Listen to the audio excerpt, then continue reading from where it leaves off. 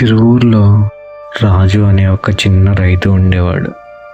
అతడు తన భార్య మరియు కొడుకుతో కలిసి జీవించేవాడు. రాజు చాలా కష్టపడే స్వభావం కలవాడు. రాజుకి వ్యవసాయమే జీవనాధారం.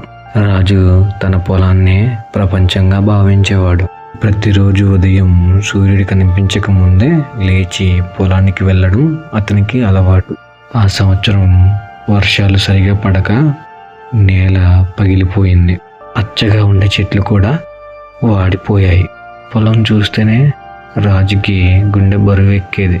ఊరు జనమంతా వ్యవసాయంపై ఆశలు వదిలేసుకున్నారు.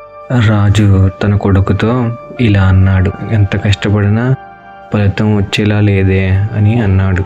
ఇప్పుడు రాజు పొలం పక్కన ఉండే ఒక ముసలి రైతు ఆ మాటలు విని రాజు వైపుగా వచ్చి నవ్వుతూ ఇలా అన్నాడు, ఒరే రాజు, భూమి మనల్ని పరీక్షిస్తుందిరా, ఓర్పుతో ఉంటే ఫలితం వస్తుంది అన్నాడు.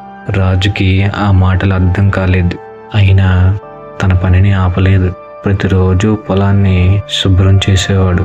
ఉన్న నీటిని జాగ్రత్తగా వాడుతూ ఉండేవాడు. రాత్రుళ్ళు పొలానికి కాపలా కాసేవాడు. చిన్న మొక్కల్ని తన పిల్లల్లా చూసుకునేవాడు. పక్క పొలాల వాళ్ళు చూసి నవ్వుకుంటూ ఇలా అనేవాళ్ళు, ఇంత కష్టపడితే ఏం మిగులుతుంది అని నవ్వారు. కొన్ని నెలలు గడిచాయి. ఒకరోజు నల్లని మేఘాలు కమ్ముకున్నాయి. వర్షం మొదలైంది. మొదట చినుకులు కురిశాయి. మోస్తరు వర్షంగా మారింది. రాజు పొలంలో నీరు నిలిచింది. ఆ మొక్కలు మెల్లగా లేచాయి. ఆకులు పచ్చగా మారాయి. రోజులు గడిచాయి. రాజు పొలం బాగా పండింది. ఊర్లో వాళ్ళందరికంటే బాగా పండింది. అప్పుడు రాజు పొలం పక్కనే ఉండే ముసలి రైతు వచ్చి ఇలా అన్నాడు, చూసావా రాజు, ఓర్పుతో లేకపోతే ఈరోజు ఈ పంట ఉండేది కాదు అన్నాడు. రాజు కళ్ళల్లో నీళ్లు తిరిగాయి. తన కొడుకుని చూసి ఇలా అన్నాడు, బాబు, జీవితంలో త్వరగా ఫలితం రాకపోయినా పర్వాలేదు, సరైన దారిలో నడిస్తే అది తప్పకుండా వస్తుంది అని తన కొడుకుతో చెప్పాడు. ఆ రోజు నుంచి రాజు పొలమే ఊరికి ఉదాహరణగా మారింది.